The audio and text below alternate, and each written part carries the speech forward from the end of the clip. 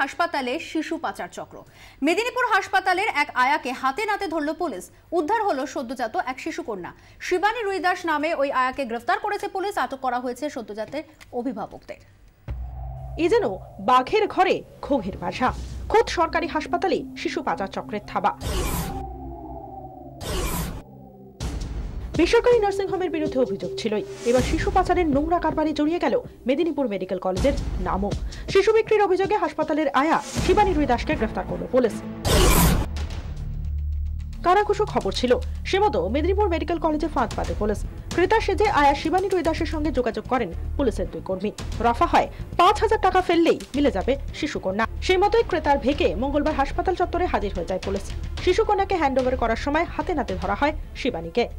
বাচ্চাটা বিক্রি করার চেষ্টা করছিল এবং মেদিনীপুর মেডিকেল কলেজ এন্ড হসপিটালের একজন আয়া শিবানী রুইদাস, এর বাড়ি বিদ্যাসাগর সরণিতে, wife of Meghnath Ruidas, homeopathy হসপিটালের কাছে এর বাড়ি।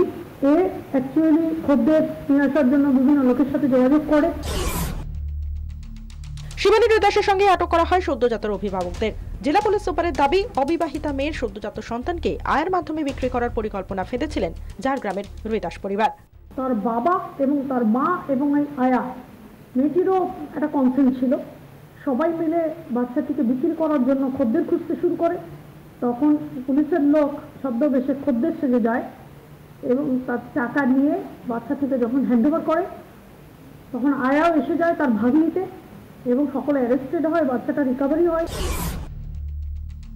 শিবানী একা নয়, সম্ভবত হাসপাতালের বেশ কয়েকজন কর্মীও শিশু পাচারের সঙ্গে যুক্ত থাকার সম্ভাবনা উড়িয়ে দিচ্ছেন না জেলা পুলিশ সুপার। আমরা দেখব যে এরকম ধরনের জিনিস আয়া অনেকদিন ধরে করছে না, এই প্রথম করতে গিয়ে ধরা পড়লো না কি ব্যাপার, এটা ভালো করে আমাদের দেখতে হবে। তবে এত কিছু ঘটনা ঘটে যাচ্ছে, পুলিশ তো অ্যাক্টিভলি এগুলো পারসিউ করছে, এরপরেও যদি এই জিনিস হয়ে থাকে তাহলে হতে পারে যে এর মধ্যে একটা চক্র আছে, সেটা আমরা দেখছি। শিশু পাচারের তদন্ত জাল অনেকটাই গুটিয়ে এনেছে সিআইডি। মঙ্গলবার পাচারের সঙ্গে জড়িত সন্দেহে সল্টলেকের এক চিকিৎসককে জেরা করা হয়েছে। চক্রের খোঁজে মসলন্দপুরের এক হাসপাতালেও হানা দেন সিআইডি আধিকারিকরা। সিআইডি আধিকারিকদের আরেকটি টিম এদিন হানা দিয়েছে বর্ধমানেও। ব্যুরো রিপোর্ট, ২৪ ঘন্টা। কোথাও মেল ওয়ার্ডে ভর্তি প্রসূতি সদ্যজাত, কোনো নার্সিংহোম থেকে আবার উদ্ধার হলো মেয়াদ উত্তীর্ণ রক্তের বোতল। জেলা নার্সিংহোমগুলোতে অভিযানে নেমে চক্ষু চড়ক কাজ বর্ধমানের জেলা শাসক এবং মুখ্য স্বাস্থ্য আধিকারিকের। ৪টের মধ্যে 2টো নার্সিংহোমে সিল করে দেওয়া হয়েছে। আটক করা হয়েছে 3 জনকে। কখনো শিশু পাচারের আতরঘর, কখনো বেহাল পরিকাঠামো। গত কয়েকদিনে স্ক্যানারের তলায় রাজ্যের একাধিক নার্সিংহোম। মুখ্যমন্ত্রীর নির্দেশে মঙ্গলবার বর্ধমানের নার্সিংহোমগুলির হাল হকিকত খতিয়ে দেখলেন জেলা শাসক সৌমিত্র মোহন ও জেলার মুখ্য স্বাস্থ্য আধিকারিক প্রণব রায়। নজরে যা এলো তাতে চোখ কপালে ওঠার জোগাড়। প্রথম টার্গেট বীরহাটা। মুখ্য স্বাস্থ্য আধিকারিককে নিয়ে প্রথমে সেমস নার্সিংহোমে ঢুকে পড়লেন জেলা শাসক সৌমিত্র মোহন।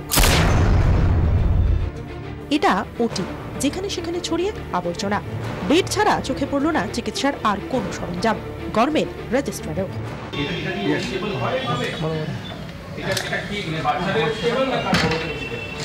নার্সিংহোমে যতজন রোগী ভর্তি রয়েছেন, রেজিস্ট্রারে এন্ট্রি তার চেয়ে অনেক কম। ক্ষুব্ধ জেলা শাসক নার্সিংহোম সিল করে দেওয়ার নির্দেশ দিলেন। আটক করা হলো মালিক সহ আরো 2 জনকে। নেক্সট ডেস্টিনেশন নবাবহাট মোড়। দিশানি বলছে দিশেহারা জেলা শাসক। বাইরে জলজল করছে মেলবোর্ড লেখা বোর্ড, অথচ সেখানেই চলছে প্রসূতি থেকে সদ্যজাতের চিকিৎসা। তো বাচ্চাই দিয়েছে বিপিএল কার্ডে, এখানে দিয়েছে। বিপদে পড়ে যুক্তি দেওয়ার চেষ্টা করলেন নার্সিংহোমেরই এক কর্মী। এটা মেল ছিল আগে, মানে এখন এটা ফিমেলই করা হয়েছে, ওই জন্য এখন সমস্ত ফিমেল পেশেন্ট রাখা হয়েছে। এখানেই শেষ নয়, গভর্নমেন্ট রেজিস্ট্রারেও খাতায় কলমে 19টি বেডের হিসেব দেখালেও আদতে বেড রয়েছে 44টি। নার্সিংহোমে অগ্নি নির্বাপন ব্যবস্থা বলতে কিছুই নেই। এখানেও মালিককে শোকজ করেন জেলা শাসক। এরপর গন্তব্য পাশের নবাবহাট নার্সিংহোম। নবাবহাট নার্সিংহোমের নবাবী কারবার, কি নেই সেখানকার ফ্রিজে। রক্তের মেয়াদ উত্তীর্ণ পাউচ, ওষুধ, খাবার সবই ঠাসা এক জায়গায়।